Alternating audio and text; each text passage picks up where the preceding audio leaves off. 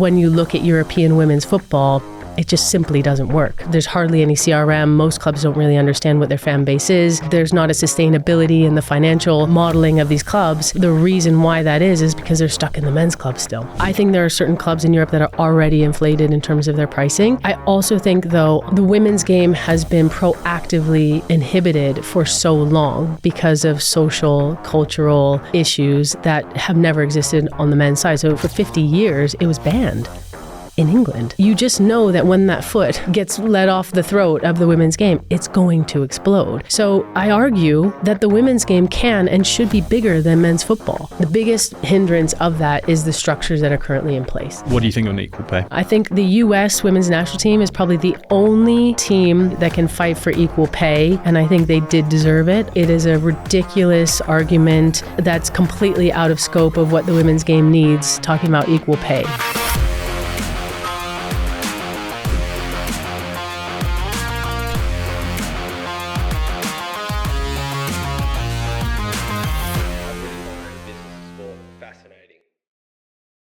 Bex, thank you so much for joining us. It is amazing to have you here. Welcome to the Business of Sport. Hey, Finally. I listened to this podcast. You and I met how many months ago, and it's really exciting. Just like as we were talking just recently, just the legitimacy that it brings to women's football and what we're trying to do, I think, because this is, one of the best podcasts out there, if not the, in terms of the business side, the behind the scenes of sports. So yeah, it's super exciting. I didn't even pay you to say that. I know, well, plus we always just have a nice chat. So I'm like, yeah, well, let's just do it. It's the perfect time to do it as well for you, which is probably the best place for us to start because you had some really exciting news around your new venture, if we can call it a new venture. I don't, the idea, the concept's been running for a long time, but now let's say the full legitimacy is there. You have just bought Montpellier women's team. Mm-hmm. Tell us about that. We have. Unfortunately, I don't speak French, so that's the only negative in all of this. But no, it's... I'm sure your Wikipedia says you did. Yeah, je ne parle pas français. They're like, oh, you do? I'm like, no, that actually literally means I don't speak French. Thank you. No, it's been a wild ride, Charlie. And you know what's been so cool about it? It's been very fast. It's happened super quickly, which means that there's a legitimacy behind investment into women's football, specifically in Europe. We launched Crux Football in March of this year. It was, the concept was around buying women's football clubs in Europe, creating a center of excellence and building a team that could deliver some of the best commercial football operations, data and analytics, and match day experiences that the game has ever, and actually probably never seen, with a team of experts at the top that then pushes down, in the holdco of Crux Football, that then pushes down into the clubs that we're looking to buy. And I guess the whole concept came about because when you look at European women's football, it just simply doesn't work how the structures are right now. What do I mean by that? Well, you have Barcelona, who sometimes sells out Camp Nou for 92,000. You also have them having 1,000 to 2,000 on some match days still.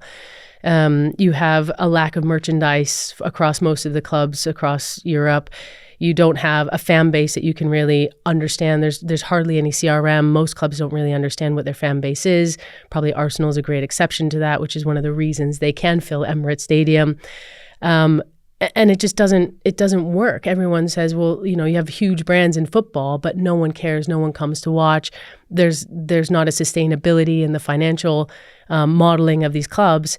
And for me, the reason why that is because they're stuck in the men's club still. So the whole point is that we did need men's football to start women's football. We needed the Arsenals to start the Arsenal ladies. We needed Barcelona to start Barcelona women, et cetera, et cetera. But where the game is now in women's football, it's come to such a high level that player contracts are more expensive. The travel expenses are higher. There's more money involved with Champions League. The broadcast is still not that great. Commercial deals are still not that great. But there's a real appetite for commercial partners to come into the game. There's a real appetite for media, and audiences really want to watch women's football, but we're not resourcing the clubs properly. They're stuck in the men's. They don't even, in most clubs across Europe, this is fascinating, they don't have one person that's running the women's club. They don't have a president that's just focusing on the women's. They don't have a commercial partnership salesperson. They don't have a media, marketing, social media person for each of those positions that you'd always find in the men's club. So what you find is you've got 100% you pay the salary from the men's club, and 5% of your time you should work on women's partnership sales. Well, we know it takes a lot more time and effort to create a partnership deck even to sell the women's team, because the vibe is totally different. All the players are different. What is the brand identity of the women's team? And the brand identities of women's football teams are often very different from their male counterparts. I mean, even look at Arsenal. Almost 85% of fans that come to Emirates Stadium for a women's game that are sold out are completely different to the men's audience that come same stadium, watch the same uniform, to the same name, completely different audience. So what is it about being a part of Montpellier now? Why that club in particular? Because where do you start when you're looking at buying multiple clubs across Europe, and why the French league? And I think there's that answer probably has 6 or 7 parts to it. I'll try to run through it really quickly so we don't spend all the pot on it. But the first one really is the league. So you have to look at what is the environment that this club is playing in. Jean-Michel Aulas was the president and owner of Olympique Lyonnais back when I was playing, so 100 years ago. He started the club, and he has proven that he can build one of the best clubs, if not the best club, with the longest legacy and the most winningest club on the planet in the women's game. Sold it, now has come over to the FFF, the French Federation, is now running women's football there. So he has already invested, he has made a promise to invest 70 million in the women's game over 5 years. He's created a club licensing program. He's created a new club competition. And he is pushing the women's game hardcore. So you're incentivizing the clubs to do better, to do more, to have more fan engagement, to have a proper commercial proposition, to have an academy. So there's money that unlocks when you have an academy and you invest in grassroots. And so what he's doing is using financial incentives to actually make the clubs want to be better. How did that impact the process then that you went through, the process to go and buy it? Did that make it easier? The league, I'll come back to your first question even because I didn't even really answer it properly, but the league was one of the most important things. So we know that the league investment is going to go up. We know that their broadcast deals are coming up in a year or two. We know that there's more money coming in terms of brand sponsorships. They're also, his number 2 is Andrea Koenig. She's amazing, comes from a financial background, is looking at commercial and how to drive more sustainability into the league through the clubs, works directly with the clubs. So that's kind of like the backdrop in which Montpellier is working. Then we also know that there's other club deals going on in France. So we know that Lyon got sold. Michelle Kang is in there. She's, spending left, right, and center. So good for her for investing in the women's game. We also know that there's 3 to 4 other clubs that are being bought right now and unbundled from the men's. So we know that there's going to be more investment in our league, which we only see as a good thing. Some would say, oh, there's more competition, then it's going to be harder for you to qualify for Champions League. I just see it as there's more professionalism coming into the league. There's going to be better clubs that we get to play against. They're going to work on their fan engagement, their match day experiences that our players are going to get to play in. So that's kind of number 2. Number 3 is they have one of the best academies I've seen in Europe and arguably in the world. Some of the best players have come through the academy. So Sonia Bonpastor, who's now the coach of Chelsea, her assistant Camille Abeli, both French internationals, all came through the Montpellier Academy. Sarah Karshawi, who's now one of the captains of France, came through our academy. One of our players right now, Marianne Torrent, who just had a baby 2 months ago, came through our academy and was a French international. So we have a history of developing really quality, talented players. But what we can do with an academy is we can start looking at them from 10 years old and looking how they perform, teaching them how to live on their own, how to cook, educate them on and off the pitch, explain to them why data is so important in how they're playing, because that's what we're building as well with Ted Knudsen, one of our co-founders. So that academy is extremely valuable in also the sense that we have one of the youngest teams in the French league, and it's valued currently, and this is, you can argue where and how, but number 4th in terms of value in the league, our squad, and most of them are under 22, and over half of them come from our own academy. So we don't have to go out and buy players. We're developing players, and if they want to move on from Montpellier to bigger clubs in the UK or the US or even in Saudi, where the league is starting to grow and there's more money in player transfers, as we're seeing over £1 million now for transfer fees, great. We can send them on their way, and we've created a lot of value from within. And then also, Charlie, it doesn't hurt that it's the south coast of France. You know what I'm saying? Yeah. I know you want to come. So. I do. I've been trying to convince you to do a number of things, Sam. Just can't wait. What about, from what you can say, obviously specifics aside if you're not able to, but we talk a lot about valuations of teams and the importance of finding the right financial structures when purchasing these assets to make them investable. How was that going through that process? Finding the club that maybe had all of the things you've just described, but making sure that the actual business behind it, what was required of you to not just buy into it, but also, as we know, most importantly, run it. Those all have to be there as well. Yeah. From what you can tell us, how was that?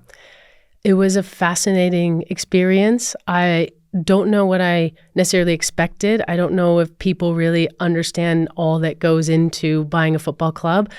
But one, we had to unbundle everything from the men's. So the amount of legal paperwork and the shared services agreement and how we work with the men's club, it was super vital. And what we knew about the Montpellier club was that the Nicolin family started it. They were the first ones to ever give a contract to a female player in France, number one. Michel Aulas was actually telling me a couple of weeks ago that he was inspired by Mr. Nicolin, who started the Montpellier team, to start Olympique Lyon. And working with them was an absolute dream, because they're a family. They really cared about the club. They still care about the women's club. They just wanted and knew that they couldn't get it up to the next level and wanted to make sure that it was then passed on to someone who could then take the club to the next level, because they've always been sort of 3rd to 5th place in the league, but never really kind of have been able to really reach their potential. So working with them was fascinating. We had a really great legal team behind us, both from here and in France. So the guys here were quarterbacking what was going on in France. And I think that was really important that we had that support. And then our main philosophy and thesis is that we want to buy clubs that are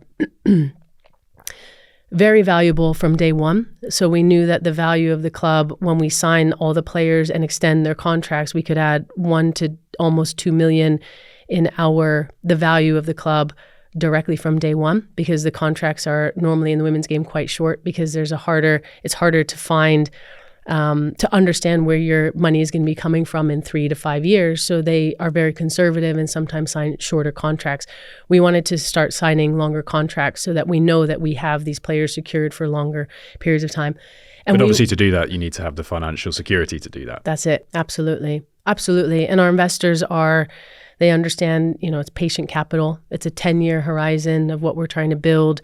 They're passionate about the women's game. Some are less passionate about the women's game, really believe in our management team. And we have 2 exited founders in our management team.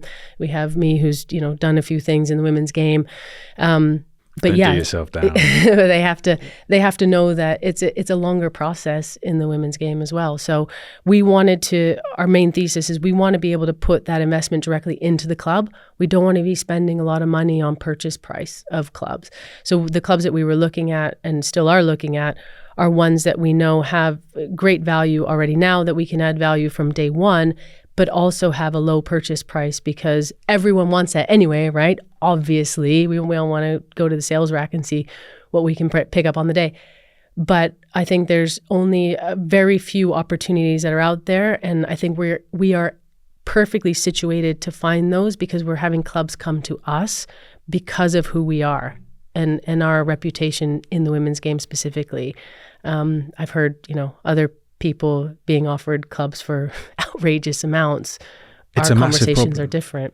Right. It's a massive problem in the broader game, but it's also a massive problem in sport. You and I, just before coming on, we were talking about double standards across sport.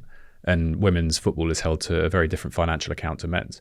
But I'd actually, I was thinking about it just as I was writing down some of these numbers as I was going through it, because you're looking at enterprise value, you're looking at revenues, you're looking at some of the percentage increases on that. And, the West Ham thing, it was like 35 times its revenue. It was 1.5 million revenue and 55 million valuation. Even Chelsea, I think it was about 11, 12 at 200 million. But then I'm a firm believer in something is worth what someone's willing to pay for it. Definitely. And also, it just harks straight back to, I was looking at the 100 franchises the other day in cricket here, where, they've been doing maybe, and I want to cover myself here, just be general, but let's say maybe some of them 2 million, selling at 70 million. So it's not just women's football, but we do have a situation at the moment in sport, women's football being one of them, where some of these assets have been massively inflated on the actual value of the business that they're currently doing, which is challenging because not all of them will be able to live up to that, and it sets a precedent. And I think it's such a really interesting point. But when you look at the NWSL, what's happening over the pond in the US, I've had people say, I was offered this NWSL team for free 5 years ago. And I said no, because the operating costs were, between 500 and $1 million a year. And I just thought it wasn't worth it. That same club now today, 5 years later, is worth 150 million. So yes, you are right. It's what people are willing to buy. And you can argue that the US structures are different. And that is kind of the whole point of why we're doing Crux Football, because those structures work. You have an individual team, even though you have Portland. You have two teams in Portland. The Portland Thorns, which is the women's team, have their own president, commercial, brand identity that's still different from the men's, even though I think they play in the same stadium. And that structure, it really works, and it makes investors more comfortable to invest in it because you have more control over it. It's just so obvious, isn't it? Well, it's an individual asset, right? 100%. With its own powers. 100%. That's actually, if you look at Angel City, that was probably one of the more sensible ones. Was, I think, did about 35 million in revenue and sold for 250. And you're going, well, it's still, wow, that's 250 is a lot, but 35 million is more than a huge number of football clubs here turnover. Absolutely. I mean, I know that it is a lot more than what most of the top clubs in Europe are turning over. And then, so 100%, I agree. I think there are certain clubs in Europe that are already inflated in terms of their pricing. I also think, though, on the flip side, there's a premium because I'm just going to take 10 steps back. Football is the number one participation sport on the planet for women, young girls, and men. It's the fastest growing sport on the planet. It's the most easily accessible, one of the cheapest sports to be able to play. We could crush a can and throw 2 sweatshirts around and we could play a version of football right here in this office. Not well anymore for me, but we could. And I think the women's game has been proactively inhibited for so long because of social, cultural issues that have never existed on the men's side. So for 50 years, it was banned in England, in Brazil, in countries that are like very large progressive countries. So for 50 years, women were not allowed to play.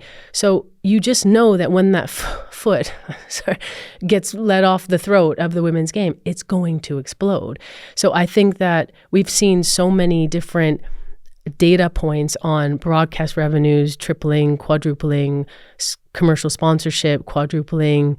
We have the UEFA value of women's football report that's come out. We have the Deloitte reports that have come out. We have so many now data points showing where the growth is potentially going to be for the women's game that people just know.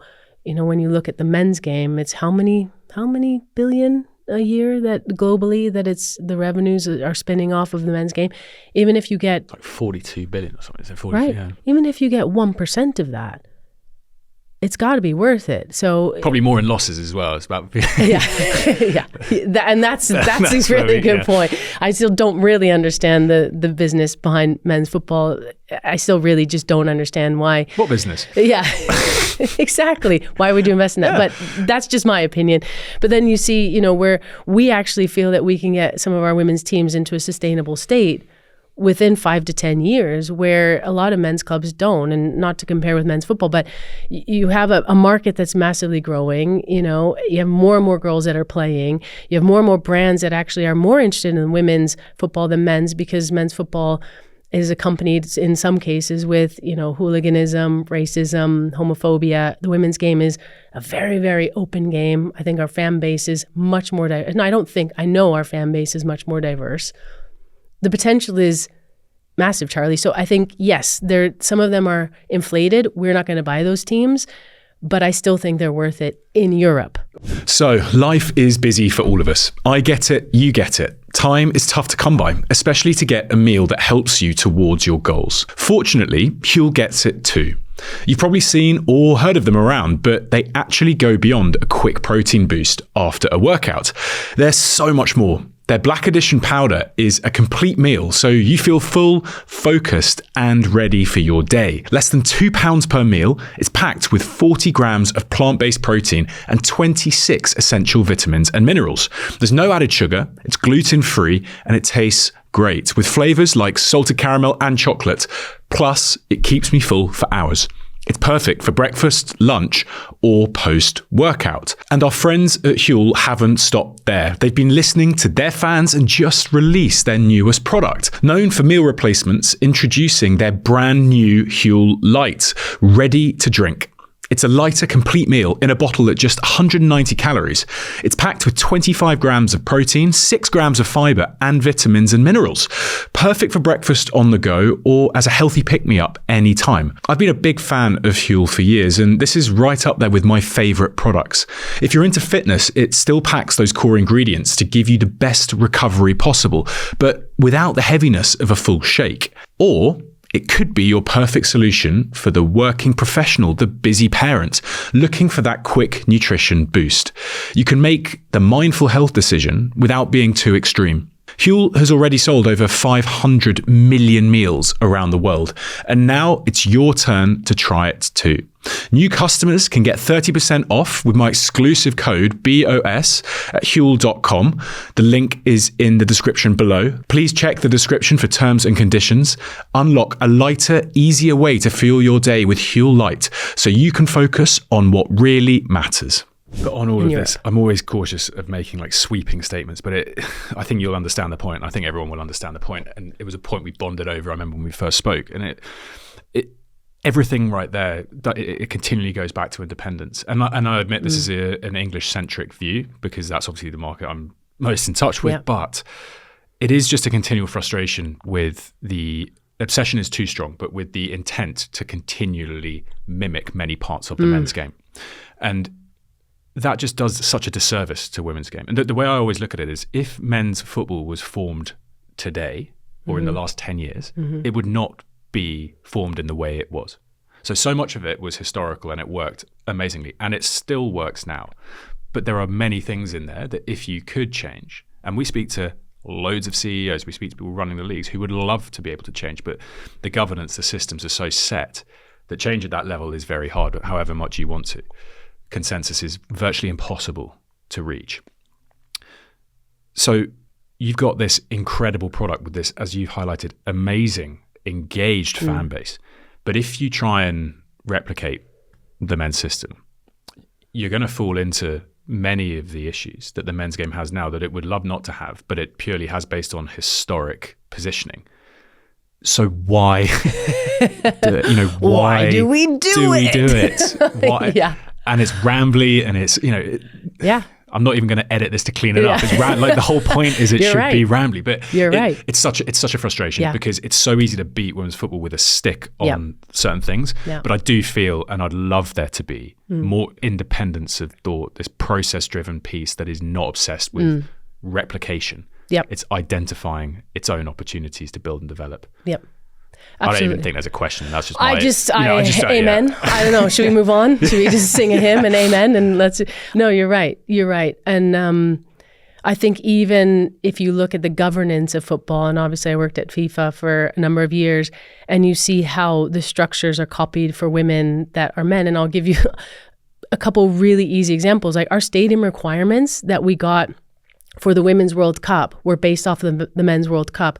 Charlie, they're ridiculous. the amount of rooms, the amount of like space you need in a stadium for the Men's World Cup. And they were saying, use this template for Women's World Cup. Like it would bankrupt countries if you did that. And in some cases it did. So I had to pare back and create all new stadium requirements for the women's under 17, which is a whole nother, 2 levels down, under 20 and Women's World Cup.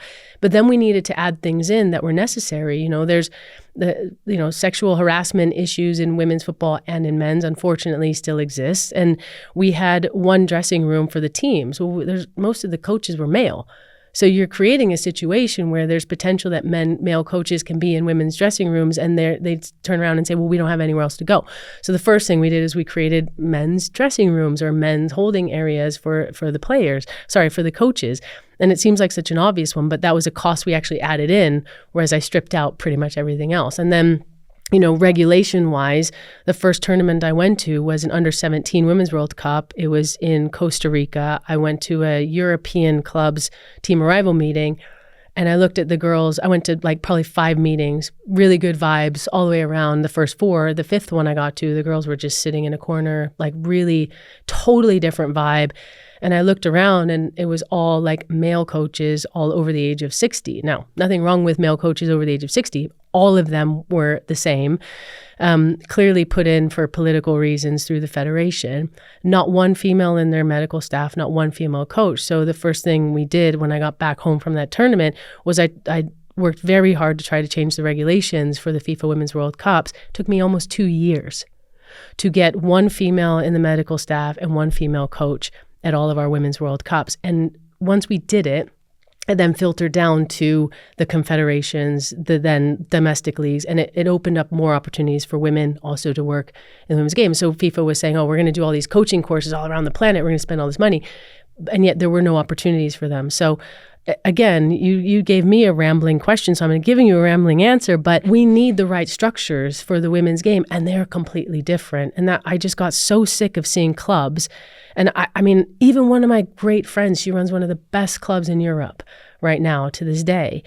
And I had her on the phone last week just bitching about all of the bullshit that she gets from the men's club, because now that they're doing so well, they want to come in and they want to change this and they want to and she's like, they didn't care 3 years ago when we weren't at the top of Champions League or playing, some of the best games and more eyes on us. And she's like, they don't understand what works in a women's team is completely different from a men's team. And she's worked in it because she used to play as well. And so there's so many issues that are hangovers from the men's that don't work in the women's. And if you want to talk about regulatory structures, I think the whole MCO discussion is a massive one. Hit me. Not literally, but all why? Right. You ready? Why? You ready? I'm ready. I think the MCO in men's football is almost a swear word now. It's not looked on positively by many people. Am I wrong? I don't know. You know the men's game pretty well. We're talking multi-club ownership. Yeah. Yes. I mean, look, you've got the best example recently with what happened with Crystal Palace and John Textor and Lyon. And there you go. Yeah. So there's all of these issues and regulatory structures saying that you can't have multi-club organizations, you can't have majority ownership because there's competitive integrity that needs to be upheld, which totally understand. A lot of multi-clubs in the men's game are used for player trading, player transfers.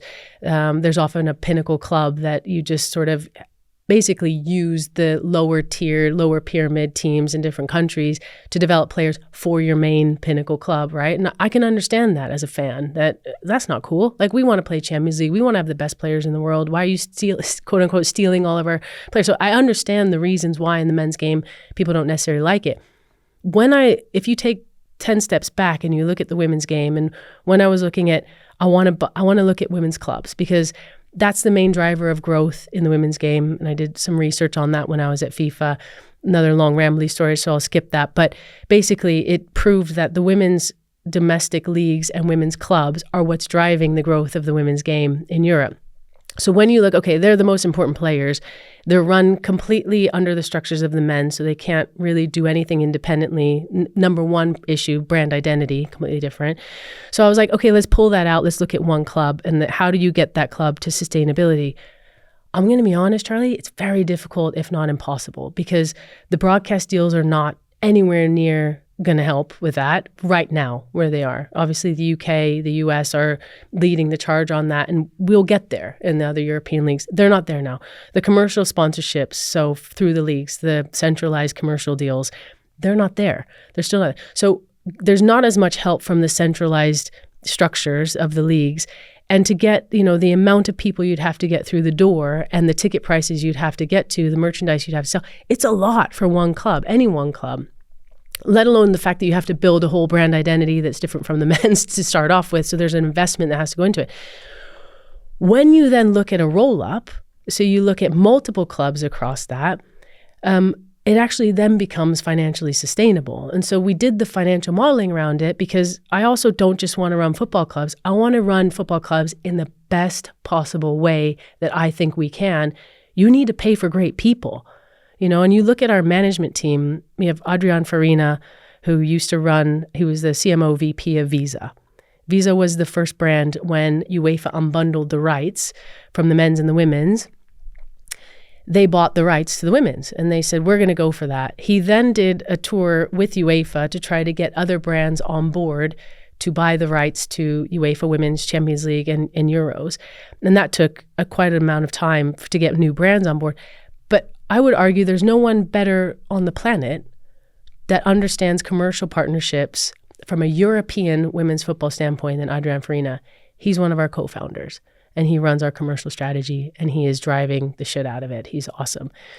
You look at the football side, you cannot spend, it costs, I'm going to just finger in the air, $500 to $1 million or euros or pounds to invest in and build a proper data analytics platform that you can use within your club, because there's not really anything out there for the women specifically for recruitment, performance, enhancement, and like a real technical understanding of the game from a data standpoint on the women's. It costs about that much to build something within one club. That's like not only the revenue, but that's over like the cost of one team in Europe for 80% of clubs in women's football. So we want to build something like that. We also have Ted Knutson, who started StatsBomb, which is, as you know, one of the biggest data analytics platforms that is used across many Premier League clubs. And he was at Brentford, got them into the Premier League, where they currently are still and have, I think they had one of the lowest wage budgets, but we're still at, I don't know what, a top 10 team at some point. So that's all through data, right? And so that's what we're building on the women's. You can't do either of those things. You can't have those types of people involved when you just have one club. You then spread those costs over, let's say 5 teams, which is what our potential target is right now of clubs across Europe. And that then becomes actually quite a financially sustainable model, in addition to the fact that you can now sell across a European offering rather than just a Montpellier or French offering.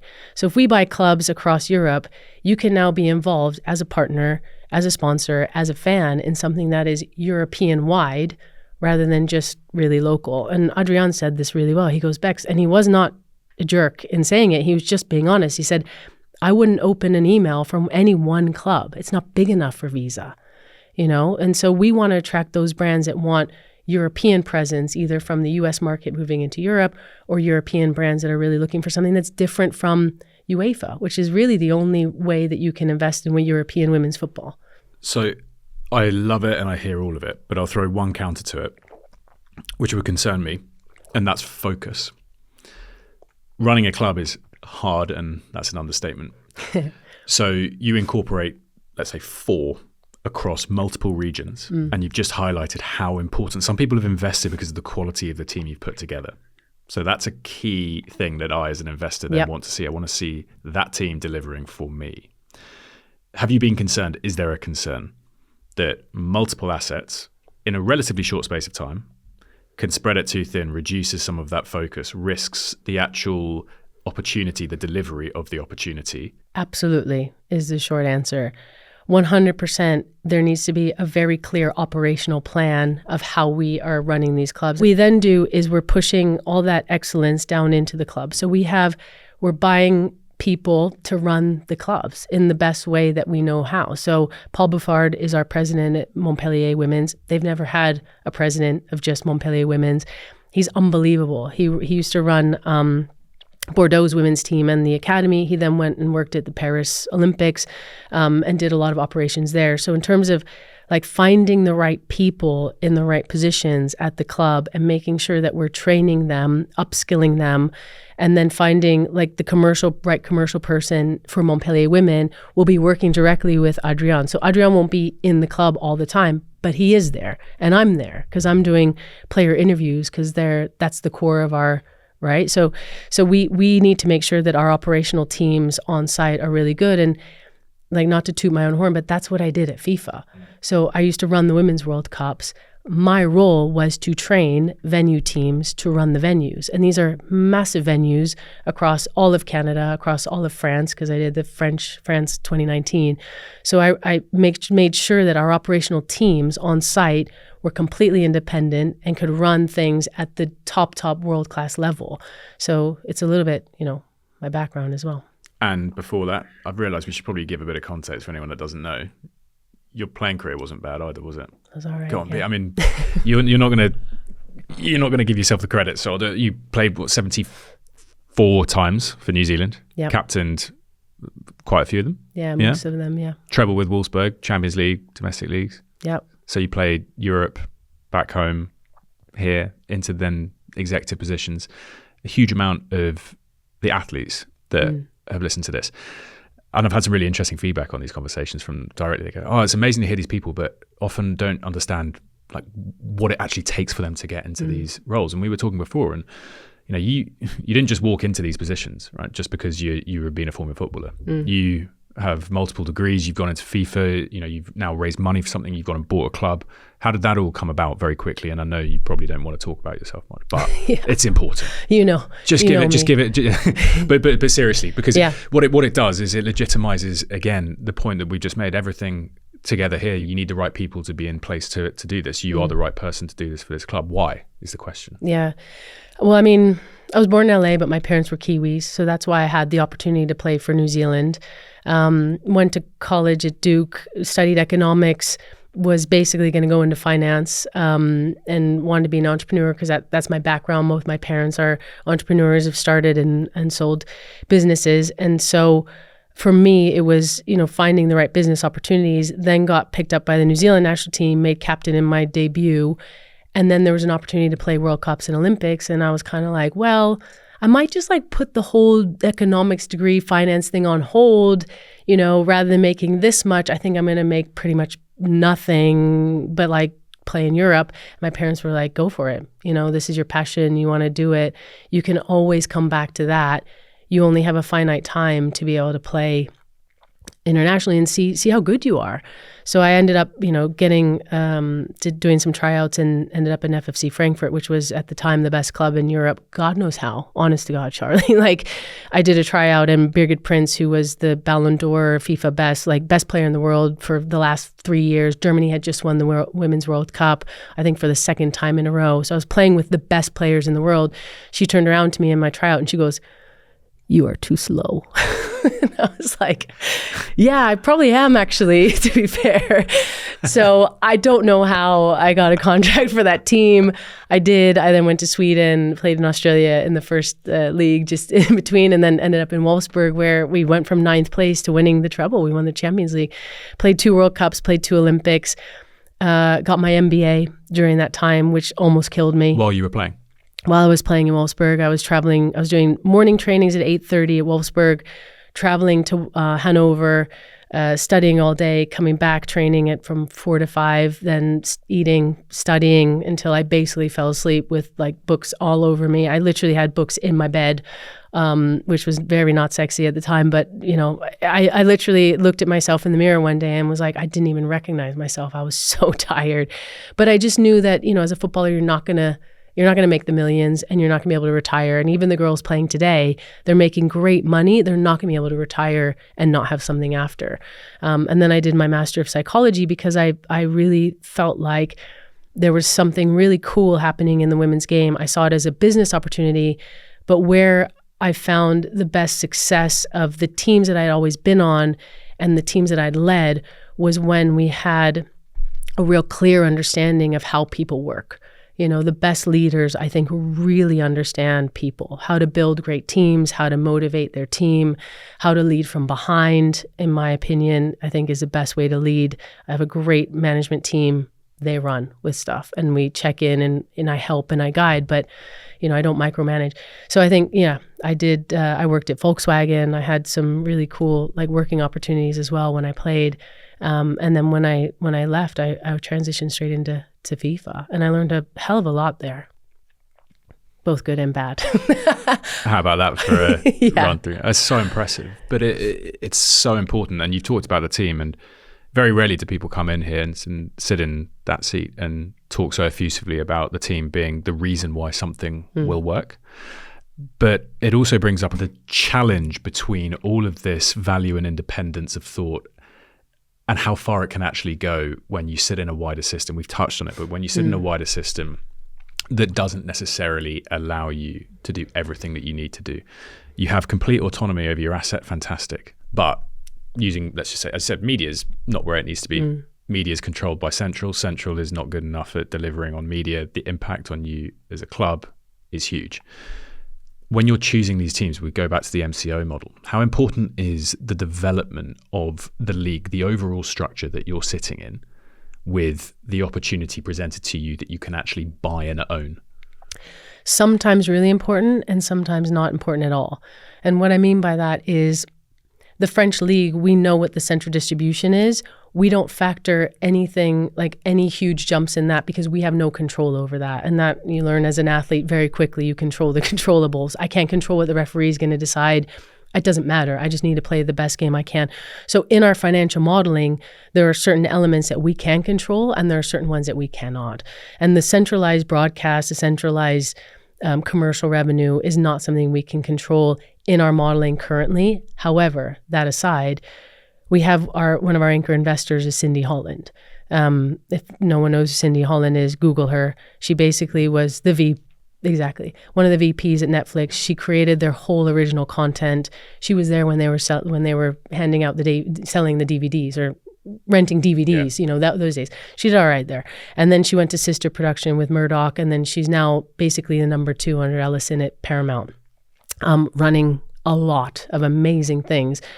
She has incredible ideas, super innovative ways of thinking about broadcast, media, how you use media and storytelling to create revenue models. And so that's something that we're already discussing. We also have Rob Guillermo. He's on our investment cap table. He sat right underneath Cindy and did everything that was non-scripted at Netflix. Everything non-scripted at Netflix. That's all the documentaries, all the comedy, everything that basically didn't have a script to it, he greenlit at Netflix. So in terms of like a documentary for Crux Football and what we're building, he is the number 1 best place person. So there are certain ways where we can't control those things. We can look at the media space still and be really innovative, I think. And that's, to your point, it's a really important one. I also think there's certain markets where broadcast is horrendous, but there's a much bigger potential for sponsorship, which is our second club that we're looking at. So I want to actually read this out because it was too well presented and had too much in there that identifies all of that opportunity, particularly from a fandom perspective and therefore from an alternative revenue stream or a developed revenue stream. When looking at why the fans are so valuable to women's football in particular. Yeah. And this is me reading it verbatim. It's the women's football audience is more diverse and inclusive, family and female skewed, which is a higher valued audience than that of the men's game across most revenue streams. The research shows the women's football audience buys more tickets more often in bulk than singles, buys more merchandise, consumes more food and beverages at matches, engages with social media content more directly, creating more monetizable moments, makes the majority of household decisions, making it more valuable to sponsors, is more valuable to sponsors, so it is more valuable to broadcasters. Okay, I'm done. I can walk right? out now, right? That's it. Yeah, basically, yes. One thing I was going to ask you right at the beginning, it was very simply, to understand the real opportunity in women's football, what do I need to know? That's kind of it. Yeah. And this is where the game has changed so much in the last 5 years, Charlie. There wasn't enough data. There wasn't enough understanding and real business data behind the women's game. And now we're seeing, like you mentioned, who is that did that? You. Right, perfect. I never do that. I will never copy and paste something and read it out. But that'll be from like Deloitte, that'll be from Wasserman, all of the reports that are coming out, it'll be from UEFA. These are reports that are, done by very, very legitimate, humongous companies that look at all kinds of sports and all kinds of businesses across the planet. And what we're seeing is finally the data is showing and proving exactly what I've known my entire life. Being from inside the sport, I could see so much potential and I could see so many inefficiencies in how the business is run. And I'm like, that is a business and an industry that is ripe for investment because the fan base is massive. You've got really young kids to much, much elderly grandparents who are obsessed with the women's game, male and female. You've got an LGBTQ plus community that has always been driving the game, really. So there's no issues in that. I've never once experienced any racism in women's football. That doesn't mean it doesn't exist. It's just not something that's a problem in our sport. So you have all kinds of races, religions, types of people. It's such an inclusive space. So I argue very vehemently that the women's game can and should be bigger than men's football because you have a much wider, much broader audience base that is all those things that you just read there. Now, can it reach its potential? The biggest hindrance of that is the structures that are currently in place. So you already have broadcast deals that are in some cases like 10-year cycles. So getting into prime time is difficult. So it's not going to happen overnight.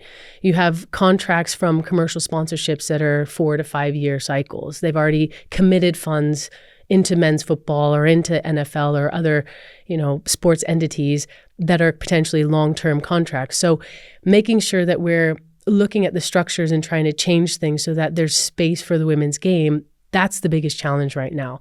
That broadcasters are looking at, okay, if I've already signed a deal that's 10 years with Premier League, and that's why Nikki Doucette from the WSL, which is the league here in the UK, that's why she made the cycle as long as she did. I think it was a 5-year cycle because she wanted it around the same time they were looking at Premier League. How it was before is they did all the deals for Premier League. The WSL then came the next year and said, oh, hey guys, anyone want to buy no, we've already put all our money in Premier League. So you have to change. Those types of structural changes do take time, but I genuinely think the women's game can and should be bigger than men's football. In the current structure, will you buy a club in England? Yeah.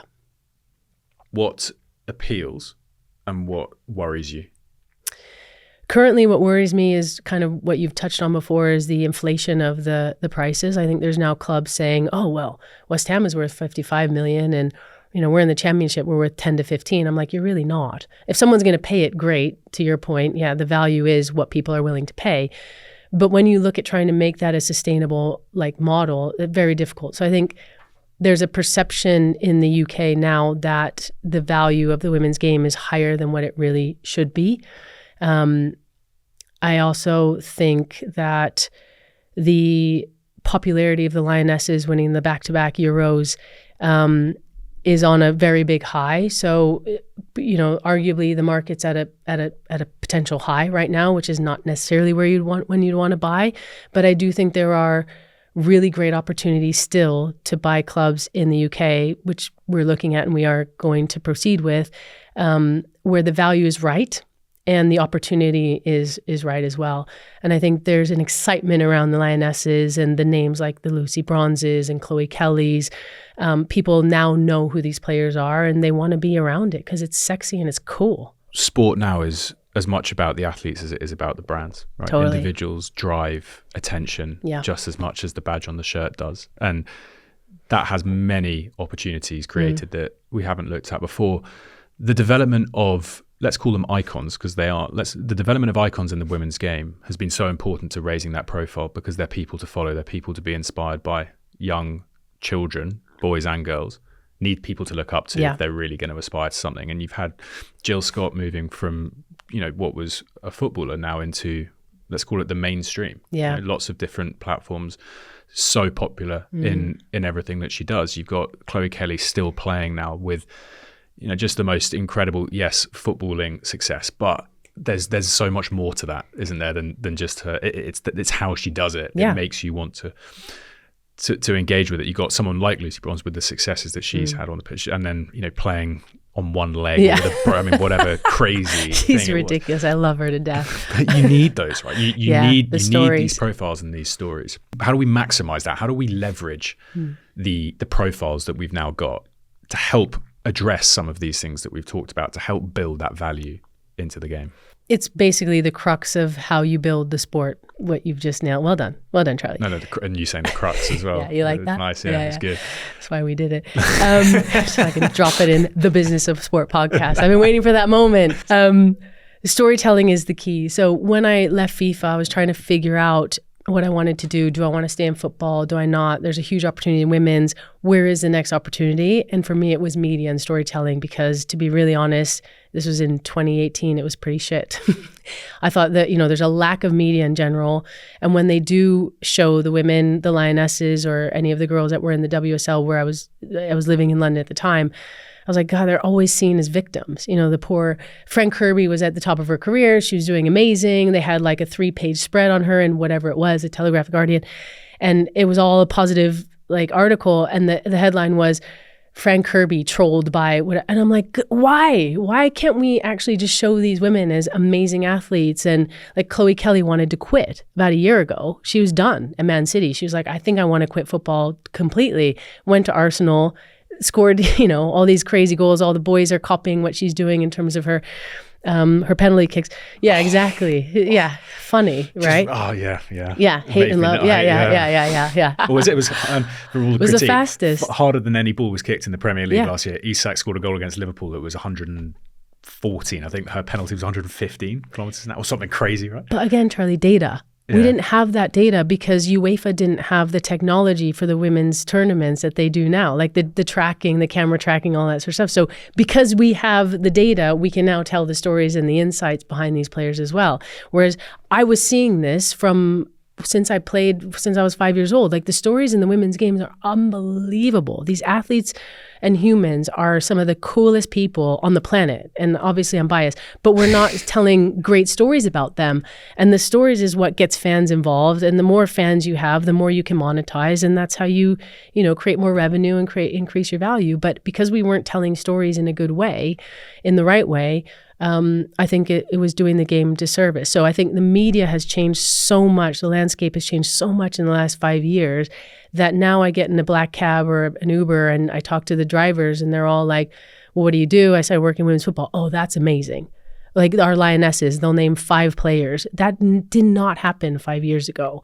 And that's happening all over the planet as well. It's not just in the UK. It's happening, all over Europe, I should say. It's really shifting super quickly. So it's super important that we're making our players icons. And that's one of the first things we're doing at Montpellier, which is why as a CEO of a multi-club organization that is, across all of Europe, I actually flew to Montpellier last week. I spent 2 days spending time with our players, just interviews. What works well? What doesn't work well? What do you like? What do you love about the club? What can we do to improve?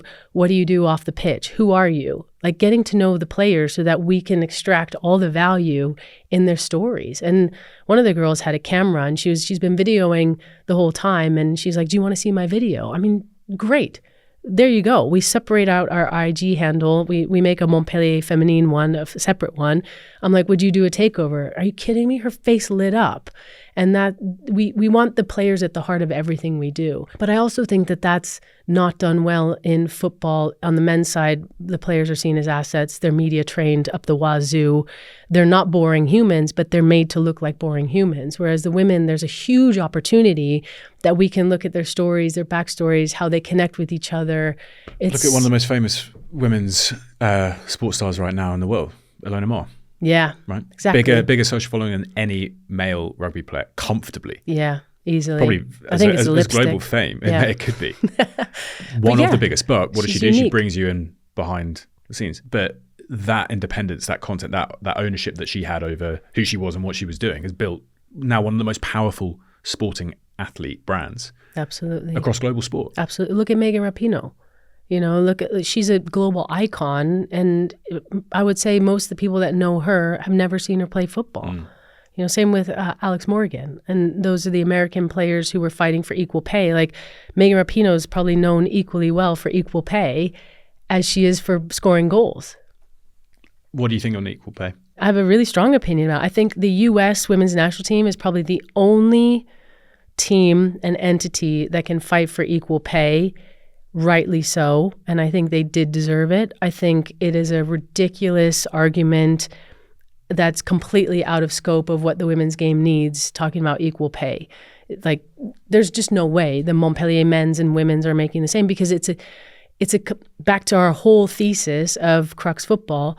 The women's game is a completely different industry, market, fan base, consumer base, star like people that are the characters in it. It's totally different. It's in a completely much more nascent development place than the men's game is. So you just can't compare apples to apples. The economics are totally different. But also, the establishment of men's football, men's teams can't support the wage bills even that themselves. They have, yeah, exactly. So it comes back to your point yeah. of building sustainability. You do far more damage. Yeah, absolutely.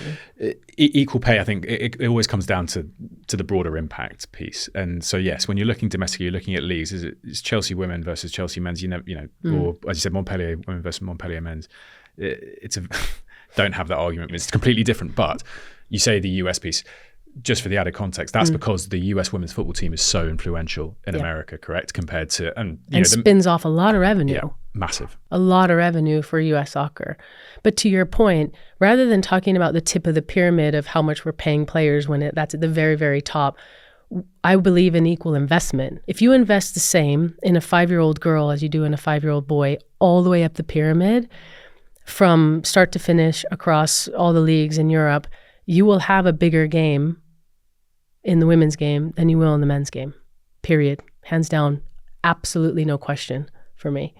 But because the women, like girls, have always had to practice on, different pitches, don't have pitches sometimes, don't have the same access to good coaching, don't have access to even teams that are, you wherever you are in England, you have you have probably 5 options for a boys team for your young kid to go play with. You probably have one, maybe that you could drive 20 miles to for a young girl. And that was, only 5 years ago, it was like, that was the case.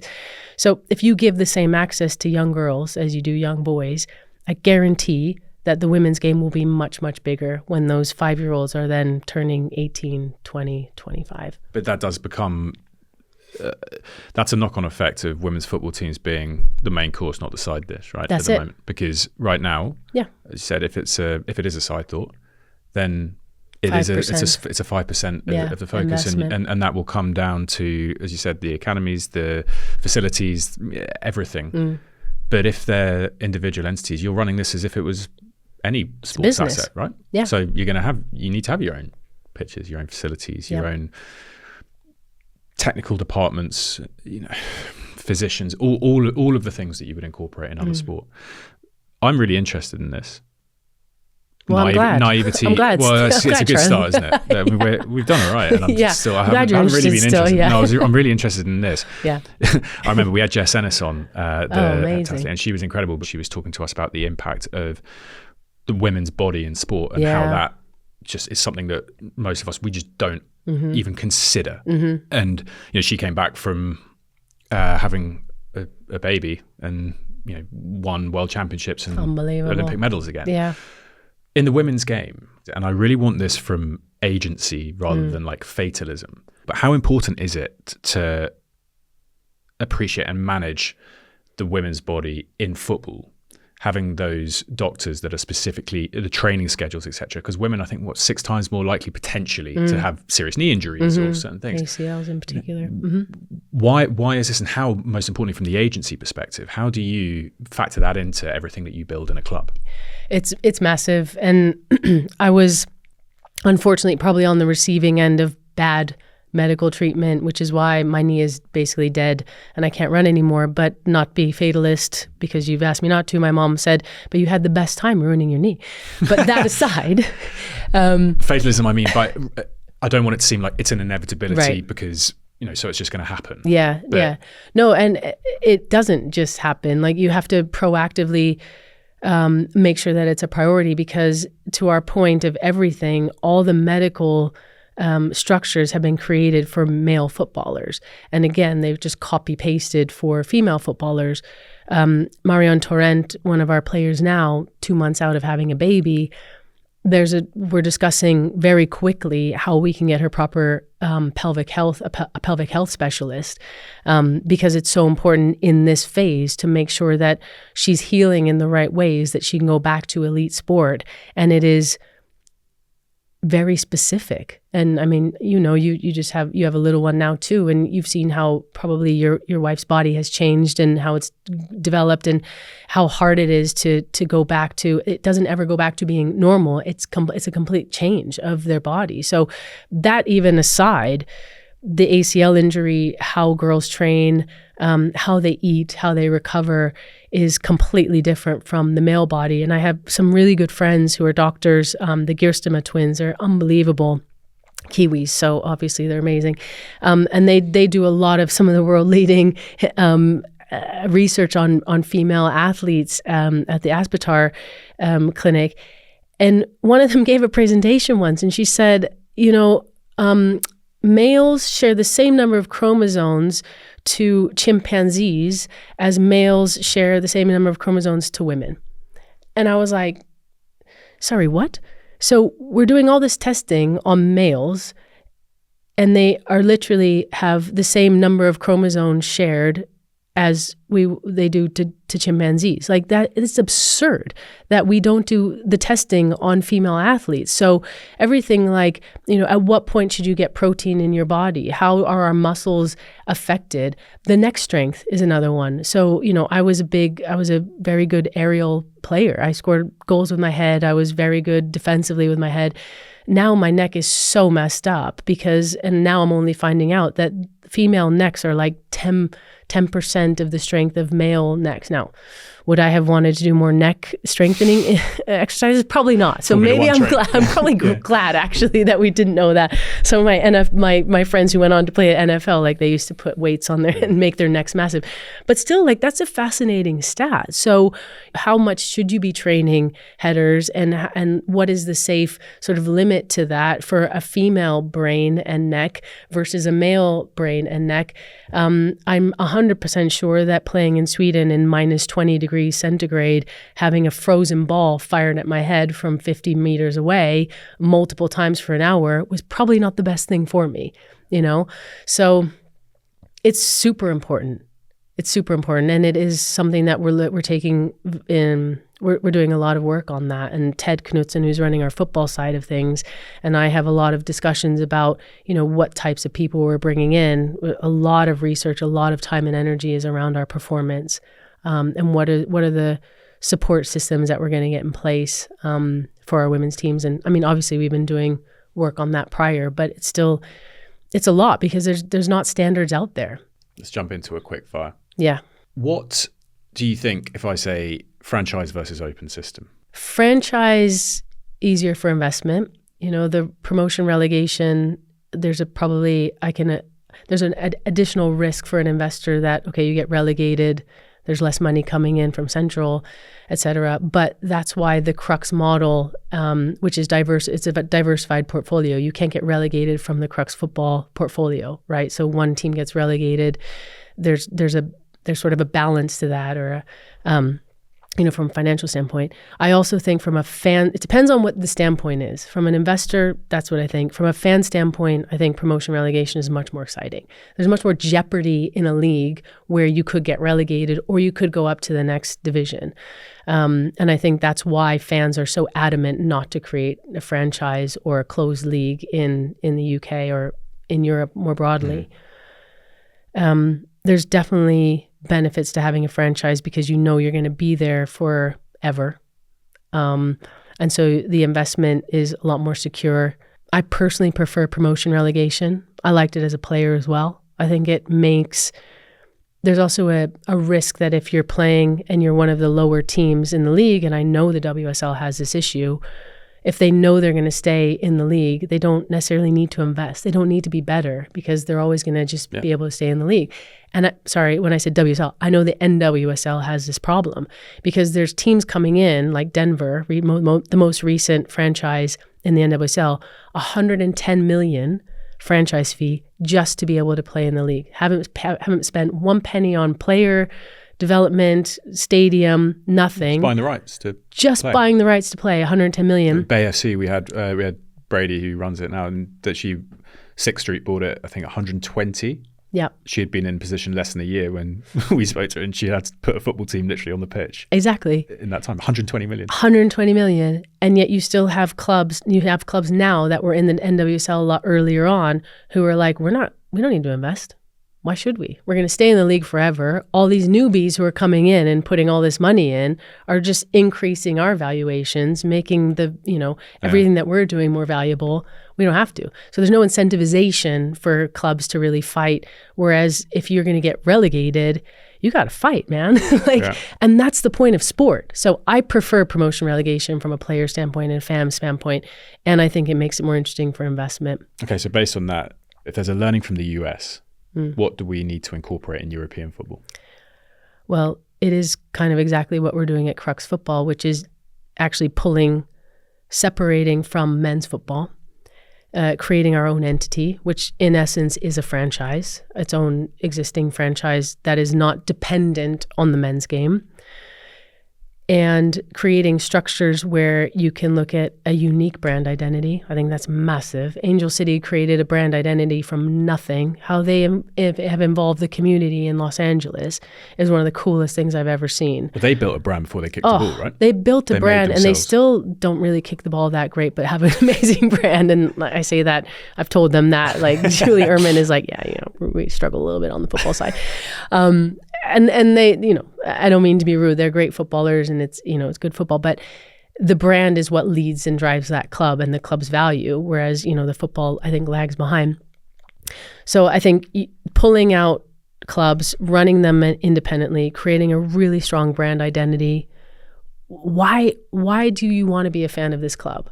And I think for me, success for Crux Football looks like we've built an amazing community that feels like it's inclusive, it's celebratory, it's fun, it's competitive, it's fair, and it's a place where anyone can be involved for the values that we uphold, which is the things I just mentioned, and also, being on the south coast of France, it's a lot more chill down there. People have a lot more fun, more relaxed, right? So I think like success looks like that, and having a unique brand identity. And I think that's what we have certainly learned from the US, and that's why we wanted to start Crux Football, because I also think entertainment, like sport is entertainment. But, when you look at football in Europe, on the men's side, it's often just about the 90 minutes. You go to the stadium, you watch the 90 minutes, you have a shitty hot dog, you have beer, you have to wait in line forever. You may or may not get in and out of the toilet in time for the halftime. And people are used to that, and they're fine with that on the men's side. On the women's, it's like, nah. Why do it? Nah, no way. We have to find unique ways to make sure that match day experience is really way beyond the shitty hot dog and waiting in line for a half an hour during the halftime. We need to create ways and reasons why people can get into the women's game, and it doesn't have to be the 90 minutes. One sponsor then that you'd love to have. This is your chance. Who do you want?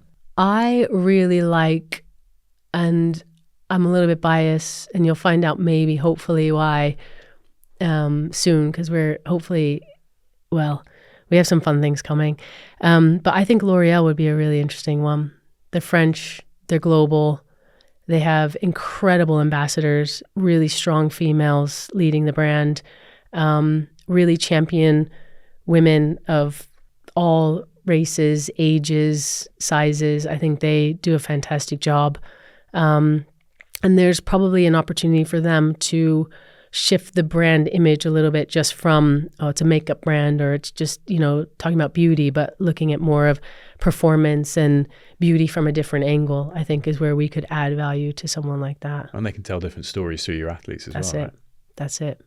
How important is performance when building the business side. We just joked about Angel City. Yeah. That's what made me think of that. But you know, sometimes, and I love using this example because it thrills me, but you know, Man U's a great example of a team that's been pretty rubbish for a long time, but the business side it just still keeps does going. really well. Yeah. So, you know, how important for you now building this without that legacy to fall back on is winning alongside the business? Yeah, it's a great question, Charlie, because I think this is one of the conversations we had really early on at Crux Football is what is our definition of success? Is it that we get all of our teams into Champions League? Well, currently that's going to be an issue with the MCO structure, right? Which I know is changing and relaxing and is a conversation we're having, you know, with UEFA and other MCOs. But I think the definition of success for us is we win. We have a really great product that people want to come and watch because we play nice football. We play good football. We're super competitive. I think the competitive element of football is super important. I think if you play a great game and you leave your guts on the pitch, you know, if I could take any player and sort of say that is the epitome of Crux Football, it'd be a Lucy Bronze, right? Like, my leg's messed up. I'm just going to sit here and strap it up while everyone else gets, you know, water. And I'm playing on a broken leg, but I'm going to fight like hell for my country. We're down 2-0 against Sweden in the semifinals of the Euros that we won last time. Everyone thinks we're gone. I'm just going to go up. I'm going to score a header. Come on, let's go. Like, let's do this. You know, like that passion and that commitment and drive to doing something that you believe so strongly in. That is like what I want to build with Crux Football. And it is a impassioned community that really feels strongly that we can use a platform that's across Europe for other things other than football, you know, for women's rights or for, you know, whatever it is that we believe in, that we use that power of sport for cultural and societal change and to move the needle forward on different things, and also just to have a bloody good time. You know, like I want people to come to our games and be like, this is just fun. And we did that when, you know, we built clubhouses at the Women's World Cups. And I remember we did like fashion shows and we had art exhibitions and we had like a film festival, and people could just come and enjoy in the context of women's football, but they didn't have to watch the games if they didn't want to. So I think success for us is to build a great community. And I do think if you're focusing on the processes of building a great team with players that feel like they're really supported and have what they need on and off the pitch, it becomes a place where other players want to come. And I know that because we talk all the time. Players always talk. And they know that if it's a shitty environment, even if they're getting paid a lot, they're going to stay for a year or 2 years, they're going to leave. If you build a great community and a family vibe, which is what Montpellier already has, players will come to us. And so if we're focusing on the processes of taking care of our players for the right reasons, building a great community around that is celebratory, the success on the pitch will come. So it's not an objective, it's not a focus, it will be an outcome of doing all the things right. So with that in mind, it's 2030 and we're looking at Crux Football. What am I looking at in 2030? We have 5 clubs across some of the best opportunities and leagues in Europe. We are very close to hitting sustainability as a group, so hitting profitability after 5-6 years across our 5 clubs. We've built an incredible community that is supportive of each of our clubs in Montpellier and the other 5 clubs where we have, but also really interested in the Crux Football name, brand, you know, at the holdco level. What are we doing to try to continue to drive the game?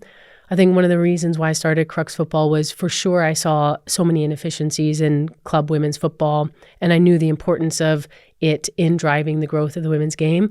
But I do think that we're also creating a platform that will allow us to step into other elements like the ECA, like UEFA, like FIFA, to be able to help shape and drive the growth of the game more broadly. You know, we talked about media and broadcast.